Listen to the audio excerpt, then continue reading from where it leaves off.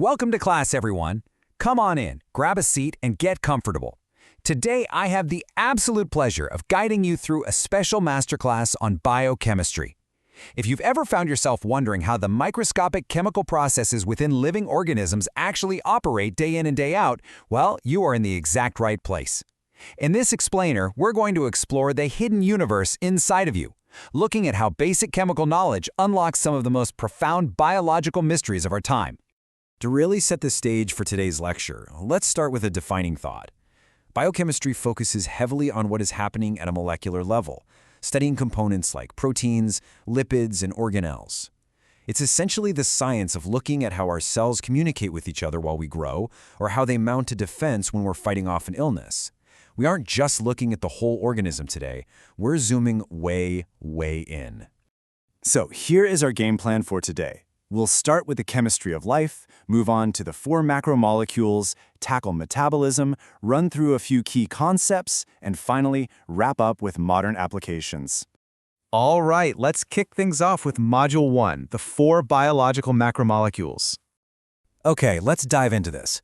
Every single living organism on this planet, from a tiny single-celled bacterium all the way up to a complex human being like you, relies on core materials just to exist.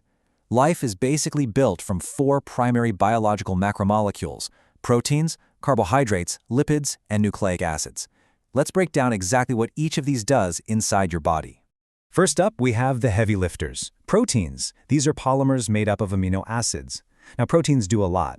They act as structural elements, molecular transporters, and signals. But for our purposes today, the most important thing is that many proteins function as enzymes. Enzymes are biological catalysts. That means they accelerate chemical reactions in your body by actually lowering the activation energy required to make those reactions happen in the first place. Honestly, without them, the processes of life would just be way too slow to keep you alive. Next, we have carbohydrates. And you know, carbs get a lot of attention in diets, but they are far more than just immediate energy like glucose. They are structural marvels. They literally form the rigid cellulose walls of plants and the tough chitin exoskeletons of insects. Carbs are, quite frankly, the architectural framework for a huge number of organisms. Then we have lipids. The defining trait of lipids is their hydrophobicity, meaning they aggressively repel water. And it's exactly this trait that makes them the absolute perfect candidates to form phospholipid bilayers. Those are the boundaries that literally enclose every single cell in your body. On top of that, lipids act as an essential reservoir for long-term energy storage, and they function as powerful long-distance signaling hormones like testosterone and estrogen. Finally, rounding out our building blocks, we have nucleic acids.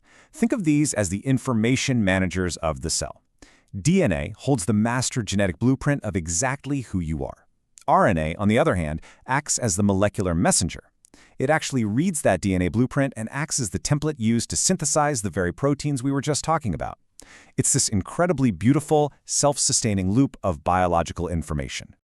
Moving right along to Module 2, Metabolism, the chemical engine of it all. So, now that we have our building blocks established, we have to look at the engine itself. How does a cell actually manage its energy budget to stay alive? I mean, building all those complex macromolecules requires an immense amount of energy. So how on earth does the cell pay for it? And this brilliantly illustrates the answer: a strict division of metabolic labor. On one side, you have catabolism. This is the breakdown of complex molecules, like turning glucose into ATP during glycolysis, so the cell can harvest energy. On the flip side, we have anabolism. This is the synthesis of complex molecules from simpler building blocks, which requires you to spend that hard-earned energy. A great anabolic example would be building muscle tissue from amino acids, or plants generating glucose through photosynthesis. You break things down to harvest energy, and you spend that energy to build things up. All right, let's jump to Module 3, Key Concepts in Biochemistry. To truly understand how this metabolic engine runs, biochemists rely on some very strict rules. A crucial one is enzyme kinetics. Simply put, this is the study of how fast enzymes actually catalyze reactions. And what scientists have found is that factors like temperature, pH, and substrate concentration totally dictate how efficiently an enzyme works. This isn't just theory either. Many of the modern drugs you might take actually work by intentionally blocking or inhibiting specific enzymes to halt a disease process. They literally use the rules of enzyme kinetics to stop a sickness in its tracks. But here's something to think about. If enzymes are doing all this intricate work, how do cells know when to react to their environment? They don't have eyes or ears, right? Yet they respond to internal and external changes absolutely perfectly. The answer is cell signaling. Cells have to constantly sense and respond to their surroundings.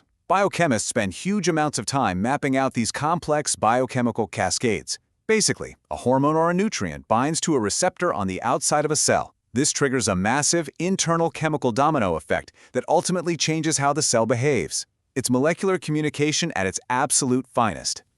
And all of this rapid-fire signaling and reacting serves one overarching goal: homeostasis.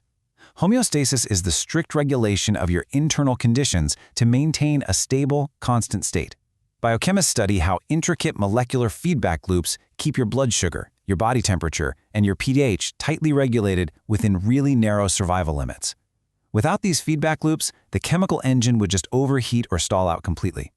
Which brings us to our final section, Module 4, Modern Applications of Biochemistry.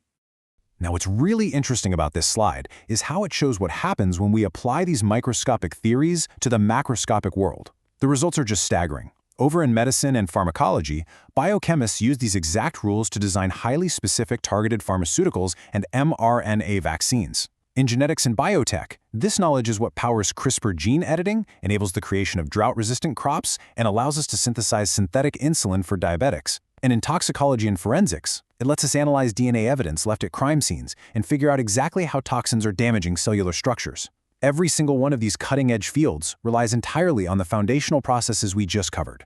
Class, as you sit there right now, literally millions of biochemical reactions are occurring inside your body just to keep you alive and functioning. You are, quite literally, a walking, breathing biochemical engine. So the final thought I want to leave you with today is this. What will science uncover next about the massive, hidden molecular universe inside of you? Thank you so much for joining me for this Explainer Masterclass. Stay curious and keep exploring.